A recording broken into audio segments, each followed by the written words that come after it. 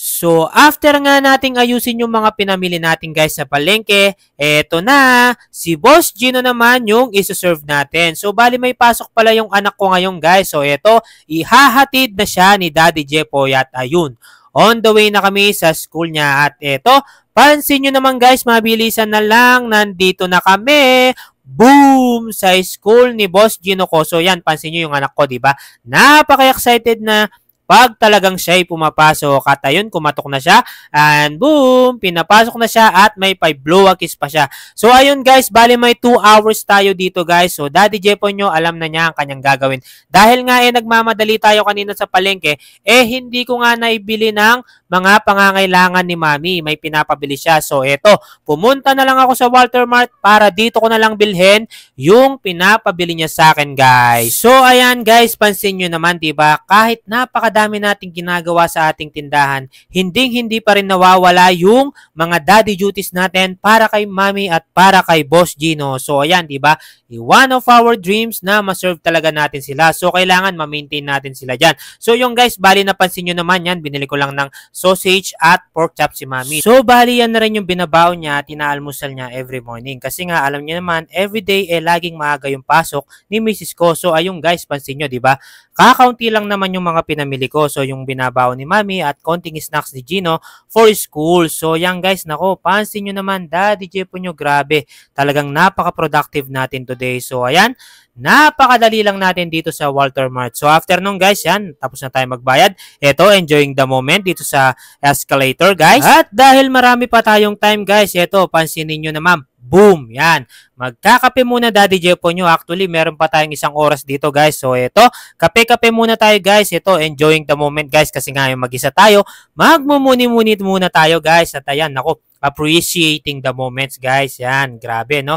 Habang nag-aantay tayo ngayon nakakapagkape-kape na tayo. So after nung guys, yan, mabilisan na lang guys yan. Pansinin nyo, Daddy Jepoy nyo, ganadong-ganado na naman tayo. Kasi nga after nito guys, susunduin muna natin si Boss Gino natin.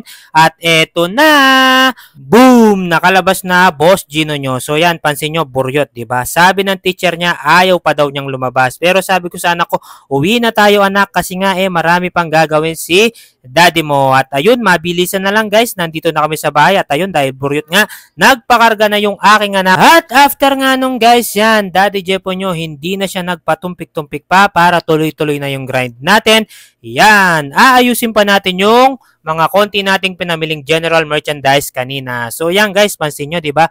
Tuloy lang lagi talaga si Daddy Jepoy nyo. Kasi nga guys, kailangan nating gawin agad ito para marami na tayong time sa ating family after nito guys. At syempre, mas marami pa tayong time na makaisip ng mga bago nating gagawin. Syempre, iisip din tayo kung ano pa yung pwede nating pagkakitaan guys. Pero syempre, hindi ko naman kakalimutan yung family is always priority. So ayan guys, nako, grabe. Napakadami ko natang nasasabing mga words of wisdom sa inyo. Sana ipaniwalaan nyo ito at sana i-apply nyo lagi sa sarili nyo guys. Kasi nga para sa mga pangarap naman natin to guys. So after nung guys, yan, pansin nyo, diba, inaayos ko na rin yung mga kakaunti pa nating chichirya doon sa ating legendary cabinet. So, bali ganyan pala ang galawan ni Daddy Jepoy nyo guys. Pag tayo maglilista ng ating mga bibilhin para bukas, inaayos ko muna yung mga item para mas lalo kong makita kung ano yung mga kailangan ko ng bibilhin at hindi ko may skip. Pero kung may skip man ako guys, may plan B pa rin tayo. So kung papasok si Gino the next day, yung time na inaantay ko siya, doon ko didiskartehan yung bibilhin ko na na-skip ko nung nakaraan. So ayan guys, diba, nako, panibagong tip na naman ni Daddy Jepoy nyo. Syempre, alam nyo naman guys, bilang isang maninindahan, kailangan lagi tayong kumpleto. Pag kinailangan talaga ng customer as much as possible, dapat lagi tayong meron para hindi na umalis si customer sa ating tindahan. Syempre guys, alam nyo naman, sabi nga ni Chinkitan, hanapin natin kung ano yung kailangan ng community natin guys. So yan, ganyan yung galawan ni Daddy Jepoy. Alam nyo guys, pag may hinahanap sila at wala ako, grabe, the next day, talagang bibilhin ko yun. So yun lamang guys, maglilista na ako dito. Syempre, bye-bye, finger heart kayo sa akin, and God bless you po.